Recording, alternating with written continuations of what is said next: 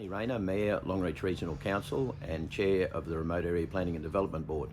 Yeah, we've just completed a very informative and educational 2-week study tour over in the United States, primarily in Texas, but also in Nevada and California. And we're looking at the energy and renewable suppliers over there, and bearing in mind that America is probably 20 years ahead of where Australia and Queensland is, and so it was an ideal opportunity for RAPAD, who do have a proposal for a power grid to go in, to look at the trade-offs and what's worked well, what hasn't worked so well. And that's what we found after the 2 weeks. We're a lot better informed as a group of mayors, and we're probably the most contemporary informed local government people in Queensland, if not Australia. So it placed us well as we develop our future policy and energy network.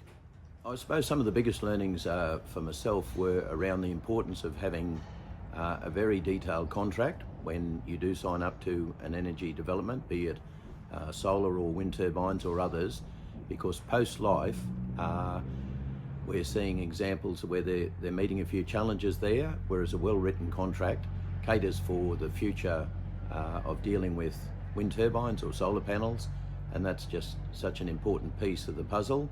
And that's why equally the state has to make sure that they have very good policy frameworks.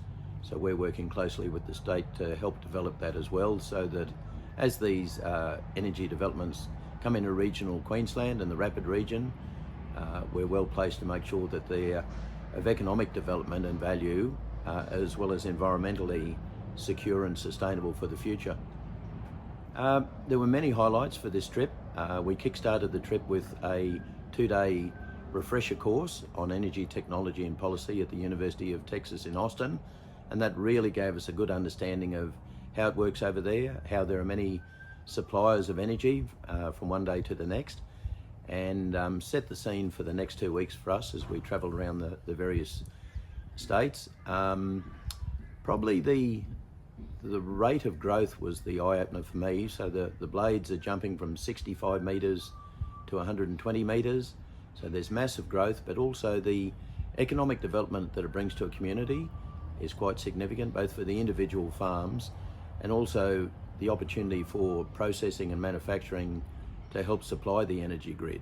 So yeah, it was a very informative and educational tour. I suppose the main one is around just having those good secure contracts in place, having a good understanding.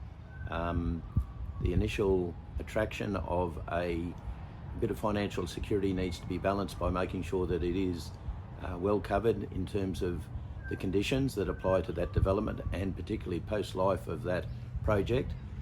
So that'd be the major learning for the RAPAD region.